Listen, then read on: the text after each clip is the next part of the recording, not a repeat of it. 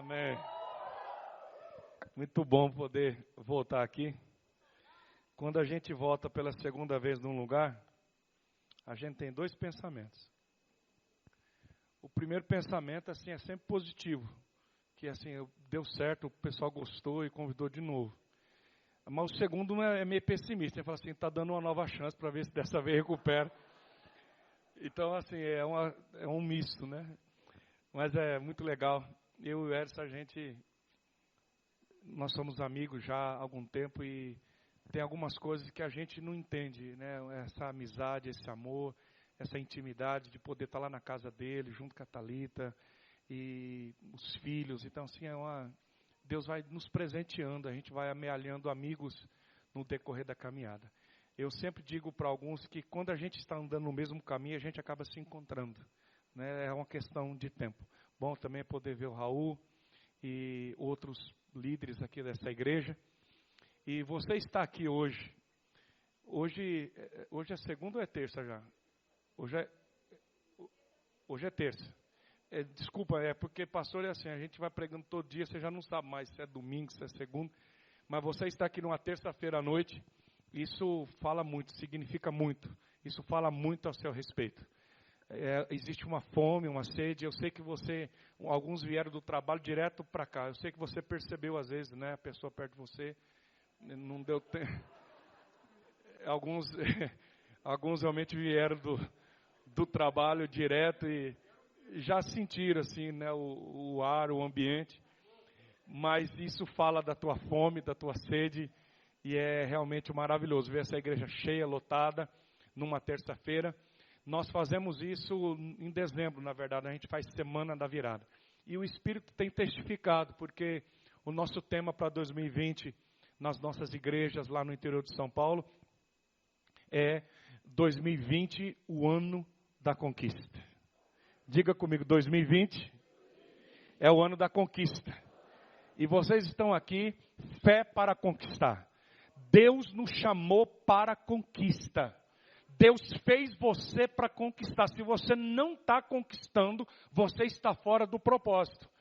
Porque a Bíblia diz que a luz do justo, a vereda, o caminho do justo, é como a luz da aurora que vai brilhando mais e mais e mais. Então, se você parar e fazer a conta, se nos últimos anos você não tem crescido, se você não tem conseguido conquistar, tem alguma coisa errada. Porque Deus diz que o teu caminho, o meu caminho, é um crescente. Nós temos que ir brilhando mais e mais e mais. Você não pode parar de conquistar. Diga amém. Agora, é interessante que alguns têm se contentado com uma vida medíocre. Não é com um ministério medíocre, com um casamento medíocre, com uma finança medíocre, com um ministério medíocre. Não é assim mesmo. Não é. Eu acho que eu não sou que nem todo mundo. Você nasceu para conquistar. Veja como que Deus faz o ser humano. Você está no ventre da tua mãe, quando chega a hora de você nascer, e você já começa a incomodar, e a tua mãe se contorce e diz, eu vou sair. Você já, no ventre, você já está saindo para conquistar. E aí você sai e já começa a chorar, porque você quer mamar, você quer conquistar comida, leite, você berra. Se você fez caca, você chora, porque você quer que alguém te limpa. Você quer conquistar isso, você chora, você remexe. E aí depois você quer andar. E aí o pai e a mãe seguram e você entende que Deus fez você para conquistar. A criança, ela dá 2 passos, ela não quer andar. A criança não anda, a criança corre. Criança pula. Porque está dentro, o teu DNA. Você tem um DNA de conquistador. Diga para a pessoa do seu lado, eu estou olhando para um conquistador. Aí você olha para mim e diz assim, pastor, mas eu não estou conquistando. Então o problema não está naquele que te fez. O problema não está em Deus. O problema está em você. E nós precisamos conversar. Eu quero trabalhar com vocês hoje o caminho da fé. Diga comigo, o caminho da fé. Existe um texto que todos nós sabemos decor, João 8,32. Jesus disse assim: e conhecerão a verdade, e a verdade vos libertará. A gente diz assim: conhecereis a verdade, e a verdade vos libertará. Nós temos um problema muito grande com a nossa semântica. A língua brasileira, a língua portuguesa, ela está cada vez mais difícil. É muito difícil a gente se expressar hoje. Porque, pensa bem, a gente fala sobre, vamos falar de amor. Você diz assim: eu amo pizza. Eu amo pizza. Eu amo crepe.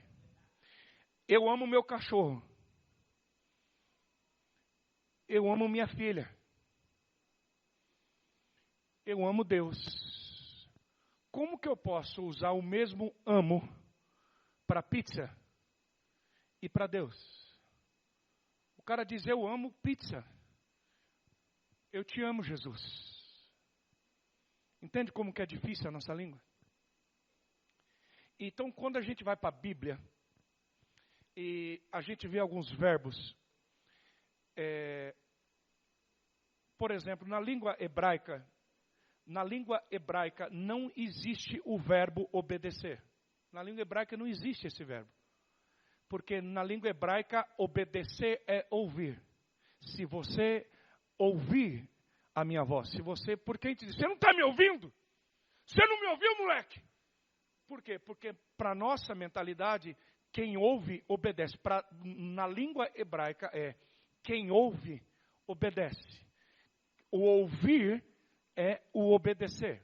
E aqui nesse texto de João 8,32, e conhecereis a verdade, e a verdade vos libertará. Esse verbo conhecer fala de intimidade. Adão conheceu Eva e gerou Caim. Tornou Adão a conhecer Eva e gerou Abel. Quando Jesus está dizendo, e conhecereis a verdade, não é escutar uma verdade, mas é engravidar de uma verdade. É essa verdade entrar nas tuas entranhas. É como se a verdade fosse uma semente e entrasse no teu ventre e conseguisse gerar. Então, esse conhecer é mais do que ouvir, é mais do que entender. Eu estou falando isso porque a fé, irmãos, a fé não é algo que o homem, não existe um homem, não existe uma mulher na terra que possa produzir fé. A fé, ela não é gerada no natural. A fé não é resultado de um esforço humano. Não tem como eu dizer assim: eu vou ter fé. Não, eu vou pensar positivo. O homem, a mulher, ninguém pode ter fé pela sua própria capacidade humana. A fé, escuta bem, a fé não é de origem humana. A fé é uma semente que Deus planta em nós. A fé vem de Deus. Vamos ler isso. Romanos capítulo 12, versículo 3. Romanos 12, 3. Por isso, pela graça... Legal, pessoal ligeiro. Por isso, pela graça que me foi dada, digo a todos vocês: ninguém tenha de si mesmo um conceito mais elevado do que deve ter. Mas ao contrário, tenha um conceito equilibrado de acordo com a medida da fé que Deus lhe concedeu. Quem que concede a fé? Deus. Efésios 2, 8 e 9, vocês sabem decor. Efésios 2, 8, versículo 9. Pois vocês são salvos pela graça. Vocês são salvos pela graça por meio da fé.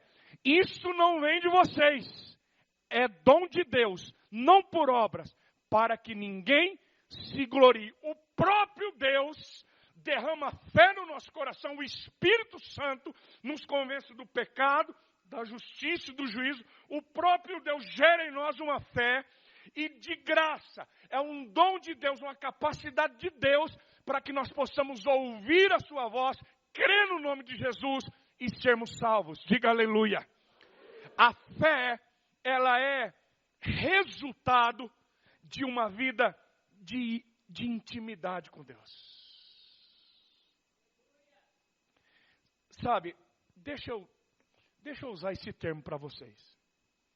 Quando Jesus fala sobre oração, Jesus diz assim, ó: quando vocês forem orar, quando vocês forem se relacionar com Deus, presta atenção, quando você for se relacionar com Deus, conversar com Deus, quando vocês forem orar, entra no quarto, fecha a porta, e o teu pai que te vê, não é que ouve.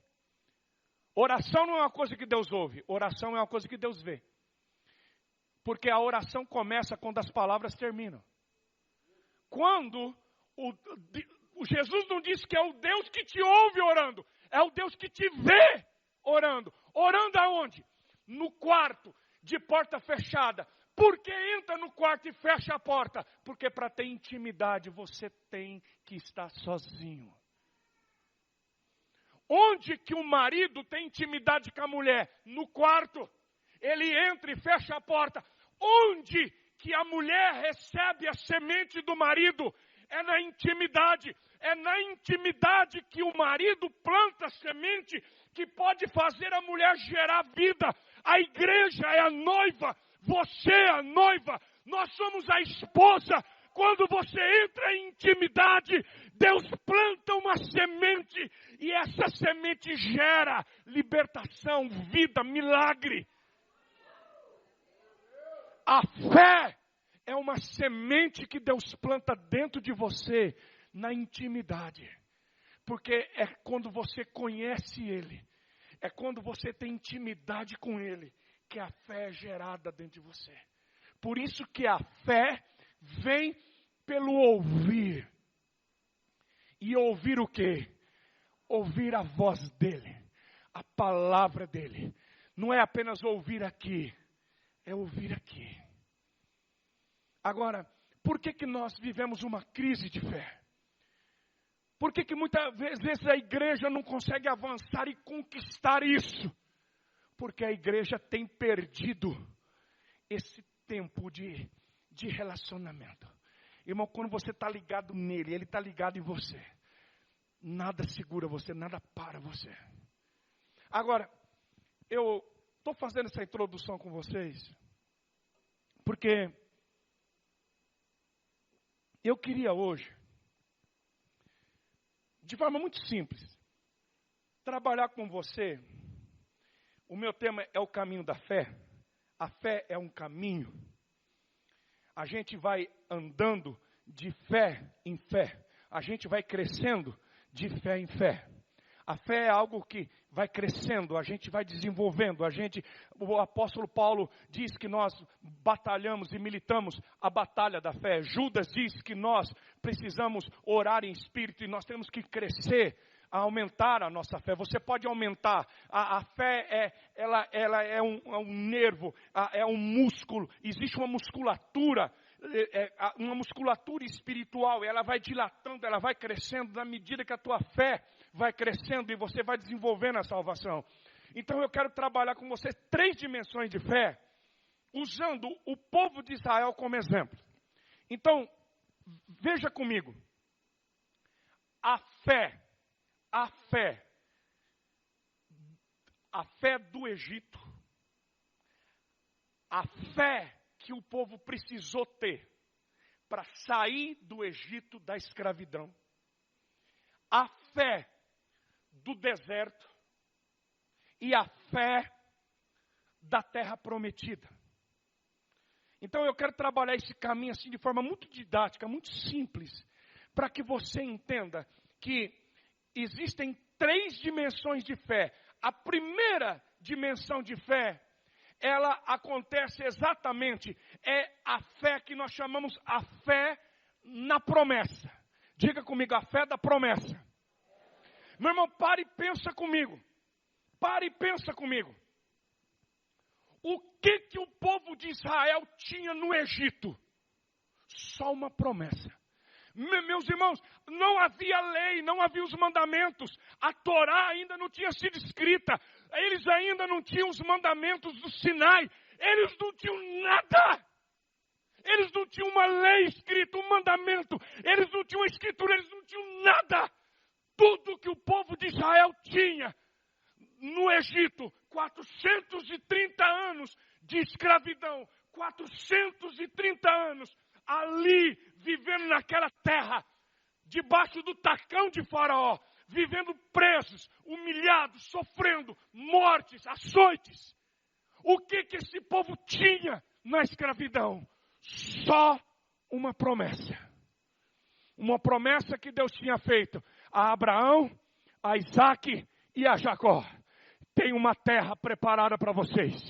Eu preparei uma terra. Existe uma terra prometida. Os filhos, os jovens, os anciãos diziam: Deus apareceu ao nosso pai Abraão. Deus conferiu a Isaac. Deus prometeu a Jacó. Ele vai nos tirar daqui. Ele vai nos libertar daqui. Ele vai nos levar para uma terra que mana leite e mel. Diga aleluia. Agora, pense, eu e você já estivemos aqui no Egito. Você se lembra disso? Alguns aqui viveram anos e anos escravos do pecado, do vício. Alguns apanharam, sofreram, alguns perderam muito, alguns viveram momentos angustiantes na terra do Egito. Alguns aqui nunca tinham lido uma Bíblia. Alguns aqui nunca tinham pisado dentro de uma igreja. Mas João capítulo 1, versículo 12 diz: contudo, aos que o receberam e aos que creram no seu nome, deu-lhes o direito de se tornarem filhos de Deus. Quando você estava aqui, você diz: Jesus, Jesus, eu creio. Naquela hora, Deus tirou você do Egito e transformou de você num filho de Deus. Escreveu o teu nome no livro da vida. Alguém pode dizer aleluia por isso? Você consegue se lembrar do dia? Ô dia bendita. Você se lembra do dia em que Deus quebrou as correntes de Faraó? Você se lembra do dia em que você disse: Jesus, me salva. Jesus, me liberta. Jesus, me tira daqui. Jesus, muda a minha vida. Lembra disso? Naquele dia, tudo que você tinha era promessa de Deus, que aquele que invocar o nome do Senhor será salvo. Você creu na promessa, e aquele que crê e confessa alcança a vida eterna. Diga aleluia. Diga: eu sou salvo em Jesus. Então, aqui no Egito, quando nós estávamos no mundo, tudo que a gente tinha, tudo que a gente precisou para sair daqui foi a fé na promessa daquilo que Jesus já tinha conquistado na cruz do Calvário. Amém? Bom, o povo saiu do Egito. Aí nós vamos para a segunda fase, segunda dimensão da fé. Deus tira esse povo do Egito. Aí a pergunta que a gente faz é assim: por que Deus não levou esse povo direto para a terra prometida? Por que Deus levou esse povo para o deserto? Porque Deus queria preparar esse povo para governar. Eles tinham acabado de nascer. Eles tinham vivido anos na escravidão. Eles precisavam agora aprender a ser filhos. Eles precisavam agora aprender a confiar. Eles precisavam agora desenvolver a fé e confiar que o Deus que tinha libertado eles era o Deus que ia sustentar eles. Vamos. Deuteronômio 1, 31 a 33. Também no deserto vocês viram como o Senhor, o seu Deus, os carregou como um pai carrega seu filho, por todo o caminho que percorreram até chegarem a este lugar. Apesar disso, vocês não confiaram no Senhor, o seu Deus, que foi à frente de vocês, numa coluna de fogo de noite e numa nuvem de dia, procurando lugares para vocês acamparem e mostrando-lhes o caminho que deveriam seguir. Meu irmão, o texto que nós acabamos de ler diz que Deus guiou o povo pelo deserto como um pai carrega uma criança. O povo tinha acabado de nascer. Agora esse povo precisava crescer. Crescer como? Crescer em fé.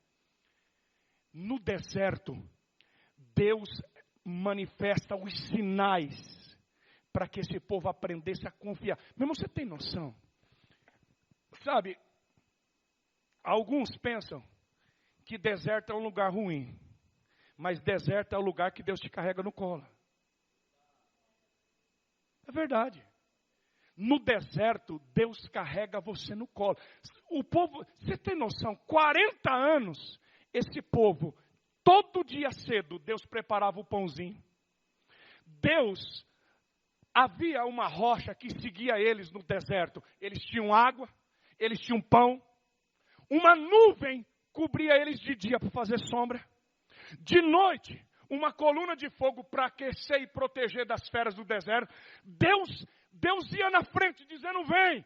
Deus ia abrindo caminho. Deus que preparava o lugar para eles descansarem. É como se Deus arrumasse o bercinho, a cama. Deus estava ensinando esse povo a andar. Esse povo pedia carne, Deus dava carne. Pedia água, Deus dava água. Deus mandava pão. Eles não precisavam fazer feira. Eles não precisavam ir no açougue. Eles não precisavam comprar roupa. 40 anos sem comprar um sapato, sem comprar uma bolsa. É desesperador para as mulheres, mas foi assim.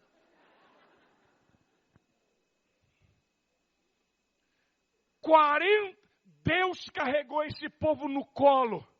Meu irmão, você sabe o que é você? De noite, o fogo de Deus. De dia, a nuvem de Deus. Para onde eles olhavam, Deus era um muro ao redor deles. Durante 40 anos, nenhum inimigo tocou neles. Durante 40 anos, nenhuma fera do deserto tocou nos filhos deles. Porque Deus era um muro ao redor deles. No deserto, Deus diz assim, eu te ensino. É no deserto que você vê os sinais. É no deserto que você vê as maravilhas.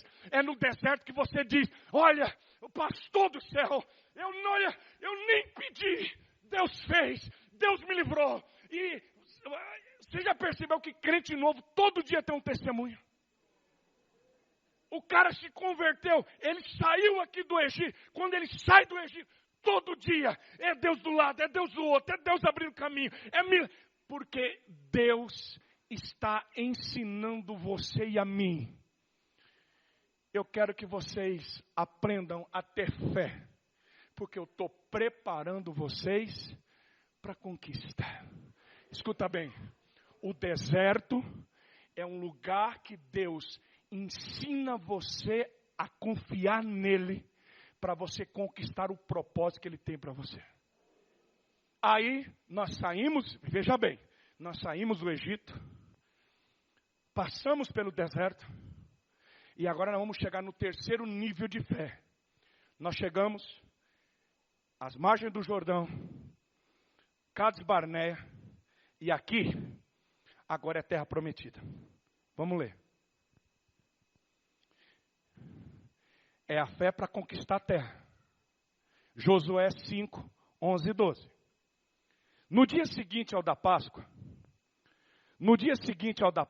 nesse mesmo dia, eles comeram pães sem fermento e grãos de trigo tostados, produtos daquela terra.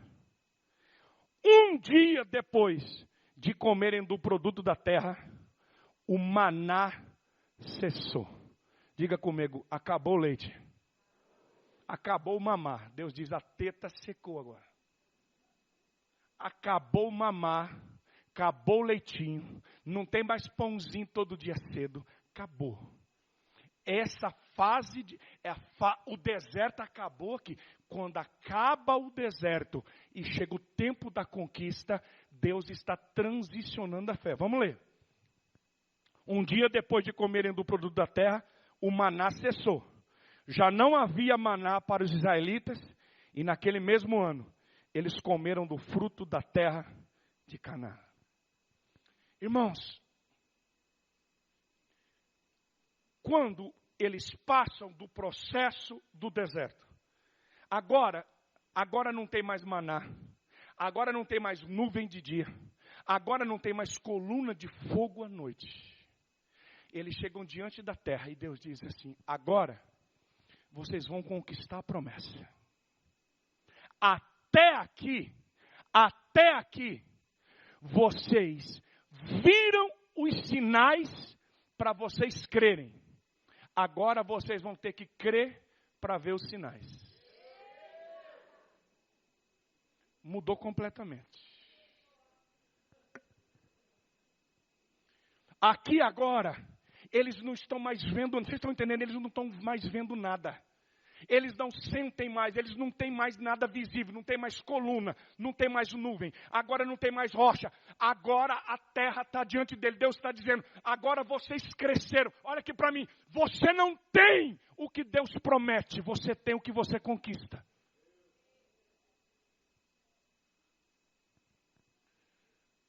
Deus havia prometido a terra, eu estou dando para vocês uma terra, Ele treinou esse povo. Mas quando chega para a conquista, Deus diz, agora vocês vão ter que exercitar o que vocês aprenderam para conquistar o que eu prometi. É aí que a igreja entra em crise, porque tem muita gente que diz, mas Deus prometeu, mas Deus falou. Pois é, Ele está te preparando para você conquistar o que Ele prometeu. É mais ou menos assim, eu olho para esse menino e digo assim, você é meu filho, eu sou seu pai, eu estou te dando uma faculdade. Está aqui um cheque assinado. Eu trabalhei, eu lutei, você é meu filho. Eu estou te prometendo, está aqui, eu estou te dando a faculdade. Ele tem a faculdade, sim ou não? Sim, eu estou dando para ele. Agora o que ele vai ter que fazer? Agora ele vai conquistar o que eu estou dando. É nisso que muito crente não entende. Agora ele vai ter que passar pelas provas.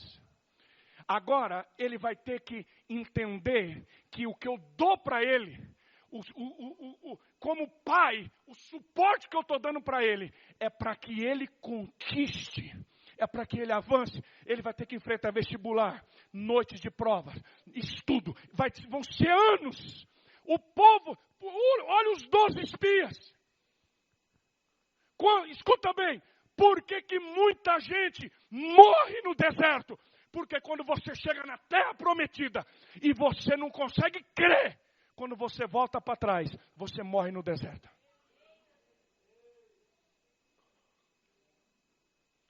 Por que muitos morrem no deserto? Porque quando chegou na terra para conquistar, ao invés de conquistar, voltou para trás. A Bíblia diz, aquele que retroceder, eu não tenho prazer nele. Nós não somos daqueles que retrocedem e perecem. Nós somos dos que avançam e conquistam. Diga comigo, eu vou conquistar. Vocês se lembram de Marcos 16, 17 e 18? Vamos ler. Vocês sabem decorar isso.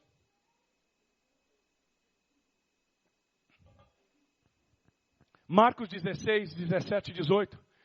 Depois de 3 anos e meio com os discípulos, depois que Jesus ressuscita, depois que ele diz, todo o poder me é dado no céu e na terra, ele olha para os discípulos e ele diz assim, esses sinais acompanharão os que crerem. Em meu nome expulsarão demônios, falarão novas línguas, pegarão em serpentes. E se beberem algum veneno mortal, não lhes fará mal algum. Imporão as mãos sobre os doentes e esses ficarão curados. Olha o que Jesus diz. Esses sinais seguirão, acompanharão os que creem. No deserto, irmãos, os sinais geram fé. na terra prometida, a fé gera os sinais. Quando você passa por essa etapa, aí Jesus está dizendo, agora você não vai mais seguir sinal. Agora os sinais vão seguir você. Se você crer, os sinais vão acompanhar você. Existem pessoas que estão querendo seguir o sinal a vida inteira. Você vai seguir sinais quando você está crescendo no deserto. Quando você vai para a conquista, os sinais vão ter que seguir você. É por isso que muita gente não conquista. Porque quando chega nessa etapa, a pessoa, mas parece que Deus não está falando. Eu não estou vendo mais nada, eu não estou sentindo mais um arrepio. Cadê a nuvem? Cadê o maná? E aí muita gente volta para o deserto, porque quer viver com um pãozinho quente todo dia.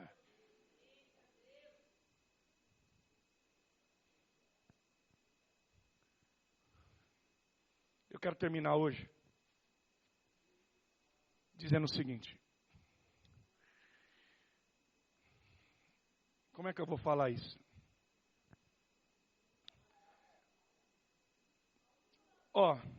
Existe uma diferença, irmãos, entre a realidade e a verdade. Diga comigo, realidade.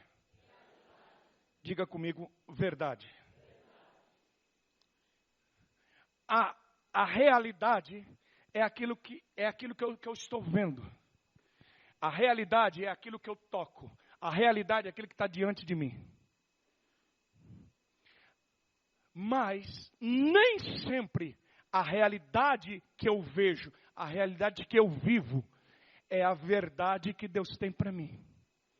Eu não posso andar pela realidade. Eu preciso andar pela verdade. Por isso que eu comecei em João, dizendo, conhecereis a verdade e a verdade vos libertará. A verdade precisa me libertar da realidade. Leia comigo 2 Coríntios 5:7.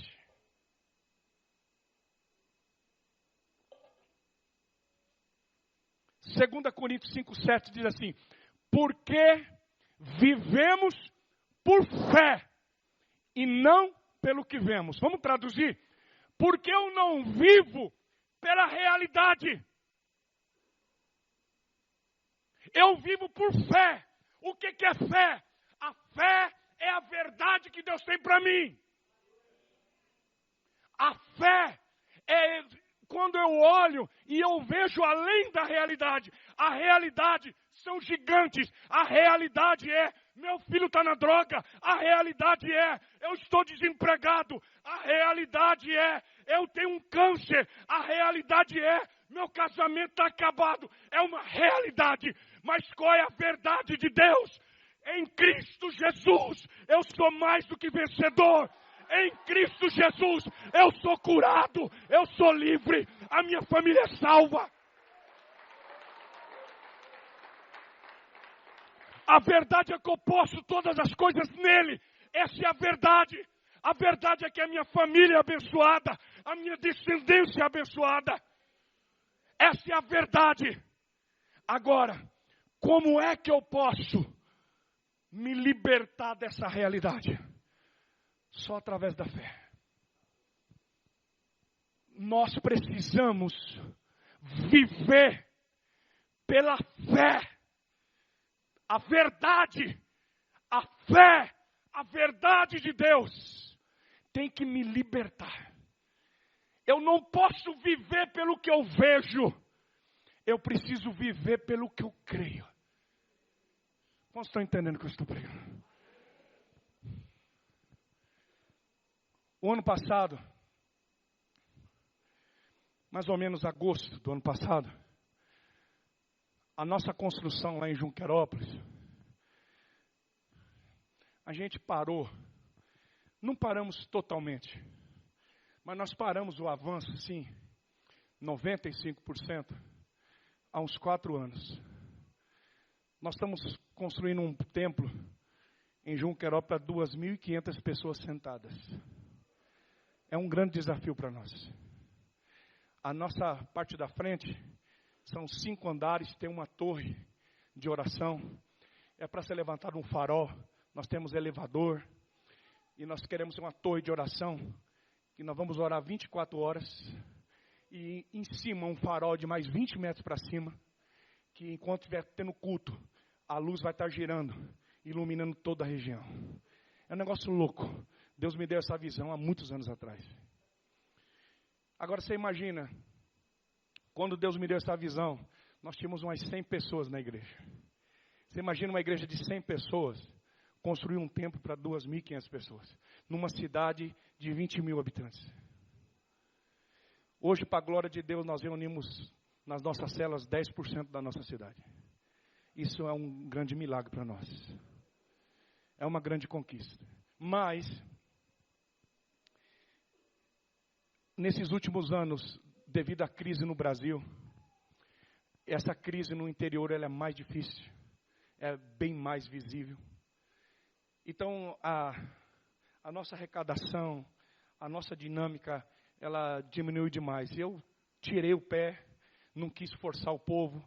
E, na verdade, irmãos, depois de tantos anos de construção, 10 anos de construção, eu estava extremamente cansado. Eu me desgastei demais na construção. E aí nós estávamos em agosto, o ano passado nós fizemos, e esse ano vamos começar agora em março, todo mês a gente faz 3 dias de jejum com os pastores, lá no sítio que Deus nos deu. E a gente estava jejuando e orando. E numa noite profética, nós estávamos numa vigília de oração no meio da mata, a glória de Deus muito forte.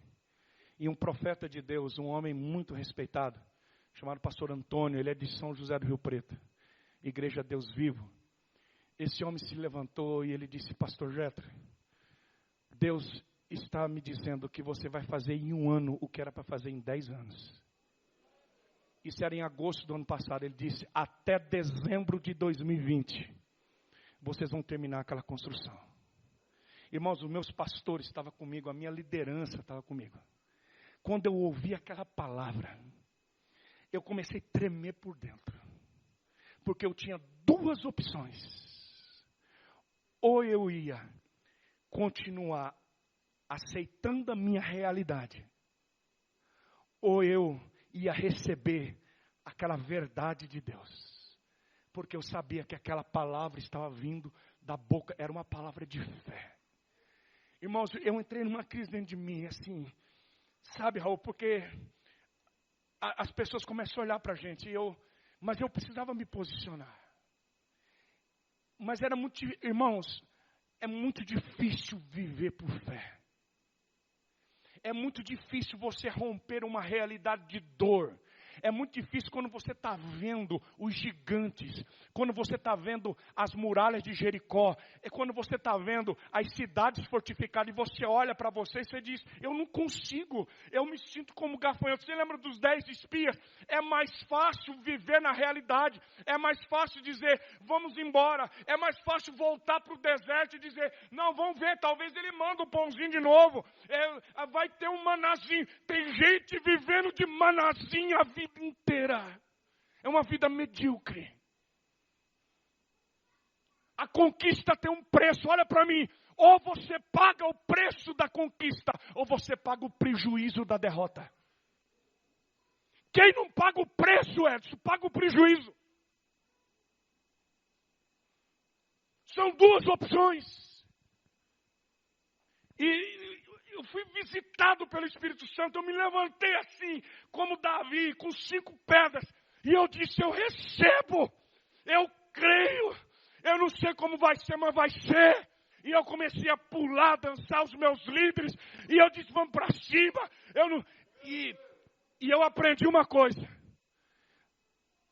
toda decisão é uma semente que você planta. O jejum acabou, e o pessoal esperando. Eu reuni a equipe, reuni a minha diretoria e disse: vamos terminar. Mas pastor, nós temos 60 mil no caixa. A próxima etapa, só a etapa do farol, só a cobertura da frente, 450 mil reais o contrato. Nós tínhamos 60 mil. Eu disse: chama o homem, vamos fazer o contrato.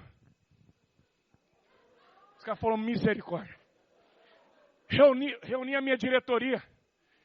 E eu disse: Deus falou com nós, não temos recursos, nós temos a entrada, de 450 nós temos 60. Vocês estão comigo, eu posso assinar isso aqui? E a diretoria olhou e disse, pastor, vamos crer junto. E nós assinamos. Deixa eu te falar, dos 450 mil, falta 120 mil para pagar. Agora espera aí. Nós tínhamos um consórcio, presta atenção, dezembro, 5 de dezembro. Nós tínhamos um consórcio da Rodobens, que nós estávamos pagando há mais de 2 anos. Todo mês eu ligava. Eu fui a São José do Rio Preto, na sede da Rodobens. Eu disse, a gente precisa disso, cara. Nós precisamos desse dinheiro, nós precisamos terminar. Tem muita coisa para fazer. 2 anos, Neto, pagando todo mês. 5 mil, 6 mil, dando lance. Eu passei 2 anos dando 120, 150 mil de lance todo mês. Nunca saiu. Em 5 de dezembro, a moça do Rodobens me liga. Pastor, sem lance nenhum, na primeira pedra, o dinheiro é da igreja. Vocês foram contemplados.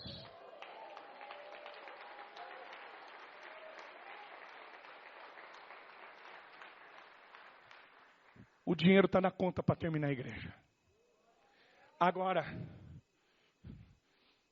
eu vim aqui essa noite para dizer para você que você foi chamado para conquistar.